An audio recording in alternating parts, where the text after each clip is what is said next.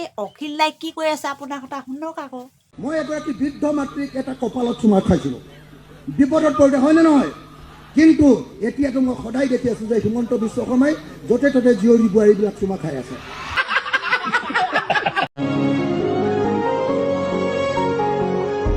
মিয়াসকলে শুনি লওক, আমি অহা 5 বছৰত এনেকুৱা পৰিৱেশ সৃষ্টি কৰিম যে অসমত আপোনালোকে শান্তিত থাকিব নোৱাৰে।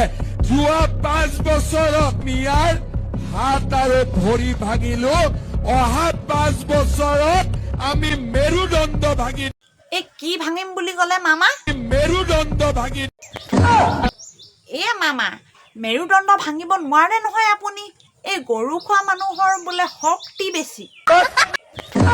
মই কোৱা নাই নহয় মামা। আমি গৰু মাংস খোৱা মানুহ, আমাৰ শক্তি বেছি। তেওঁলোকে কি মাৰামাৰি কৰিব আমাৰ লগত? কিমান সাহস আৰু এটা সীমা থাকিব লাগে। পিছে মামা, এই ৰিণিকী মামীয়ে যে সেন্দুৰ নলয় বুলি কওঁতে আপুনি যে মূৰটো চুলিখিনি এনেকে ফালি দেখাইছিলে, আপোনাৰ মূৰটোত দেখোন চুলিয়ে নাই, কিয় দেখাব লাগে এই চুলি নাইকিয়া মূৰটো? মামা আপুনি অকল মোকে খং কৰে, মই আপোনাৰ ভাগিনহে, আপোনাক মই কিবা বেয়াকে ক'ব পাৰোঁ নেকি? এই গৌৰৱ দাহে কৈ আছে যে আজিৰ তাৰিখত যদি তেওঁলোকৰ ইমানেই আত্মবিশ্বাস, নিজৰ মুখখন কিয় দেখাব লাগে? চুলি যে কম, এইটো কিয় দেখাব লাগে? আৰু শেষত যিদৰে মুখ্যমন্ত্ৰীয়ে পেনিক কৰিলে, যোৱা 4-5 দিনৰ ভিতৰত যিদৰে তেওঁ পেনিক কৰি চিঞৰ বাখৰ, গালি গালাজ, তুচ্ছ তাচল্য, এইখিনি কথাটো চবেই দেখিছে যে আজিৰ তাৰিখত যদি তেওঁলোকৰ ইমানেই আত্মবিশ্বাস, নিজৰ মুখখন কিয় দেখাব লাগে? চুলি যে কম, এইটো কিয় দেখাব লাগে? হয় নে নহয়? তো সেইকাৰণে তেওঁ যে পেনিক কৰিছে, পেনিকত চিঞৰ বাখৰ, পেনিকত পুলিচৰ দম। কিয় ক'লে মানে মামা? আপুনি যে চুলিখিনি এনেকে ফালি দেখাইছিলে, সেইটো কাৰণে কৈছে আকৌ। যি নতুনকৈ জ্বলাইছে ৰিণিকীয়ে বোলে সেন্দুৰ নলয়। ৰিণিকীয়ে এনেকে চুলিখিনি ফাক কৰি কোনোবাই চাইছে নেকি? তাত সেন্দুৰ আছে নে নাই? এলিজাবেথে সেন্দুৰ লয়? সুধিছে যে ৰিণিকী ভূঞাই বোলে সেন্দুৰ নলয়। দম আছে গৌৰৱ গগৈ সুধিব এলিজাবেথ গগৈ সেন্দুৰ লয় নে নলয়? দম আছে। আজি 2 বছৰ ধৰি জ্বলাই আছে। মই সহ্য কৰি আছো, কাৰণ বিজেপি চৰকাৰখন আহিব লাগে। কিন্তু এতিয়াতো আৰু কালি 5টা বজাত কেম্পেইন চেছ। কালিৰ পৰা মুখখন মোৰ কোনে ৰাখিব? কালি 5টা বজাৰ পিছত মোৰ মুখখন কোনে ধৰি ৰাখিব? মই মুখখন এইকাৰণে বন্ধ কৰি আছিলো, ভাই বিজেপিখন আহক। কাৰণ বিজেপি আহিলে ল'ৰাই চাকৰি পাব, বিজেপি আহিলে টানেল হ'ব, বিজেপি আহিলে এলিভেটেড কৰিডৰ হ'ব। গতিকে ৰাইজে যদি অমৃত খাব লাগে, কোনোবাই বিষ খাব লাগিব। সেইকাৰণে মই যোৱা 2টা বছৰ জানি শুনি বিষ খাই আছো।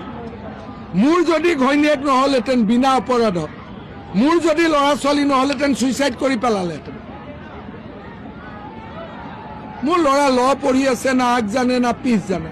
লিখি দিলে তাৰ নামত 40টা কোম্পানী আছে। নামকেইটা কিয় নিদিয়? নামকেইটা কিয় নিদিয়?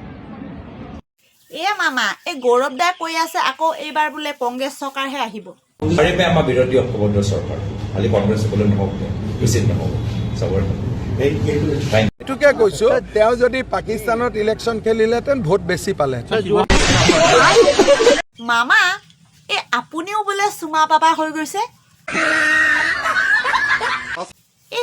মামা হাঁহি চোৱা, অখিল দাই কি কৈ আছে আপোনাৰ কথা শুনক আকৌ।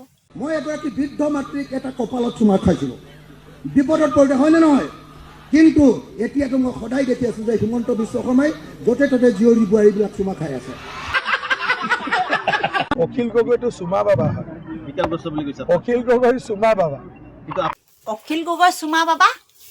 অখিল দাই কৈ আছে আপুনিও বোলে চুমা বাবা, য'তে ত'তে বোলে জীয়ৰী বোৱাৰীসকলক চুমা খাই ফুৰে। তোমাৰতো এনেকে যিকোনো মানুহেতো চুমা নাখাওঁ মই। মোক চুমা খাইহে, মই কাকো চুমা নাখাওঁ। মই কাৰোবাক খাওঁ নেকি? আজিলৈকে দেখিছে নেকি মই কাৰোবাক চুমা খাওঁ? মোক মৰমত খায়। সেইকাৰণে মই চুমা বাবা নহ'ম নহয়, যোনে নিজে খাই ইটোৱে চুমা বাবা। ঠিক আছে, মইতো চুমা বাবা হয়ে ভাই। মইতো চুমা বাবা হয়ে, কি অসুবিধা আছে? আহা, তোমালোকক কোনে কিমান চুমা দিয়ে আৰু মোক কিমান চুমা দিয়ে তোমালোকে চাই লোৱা।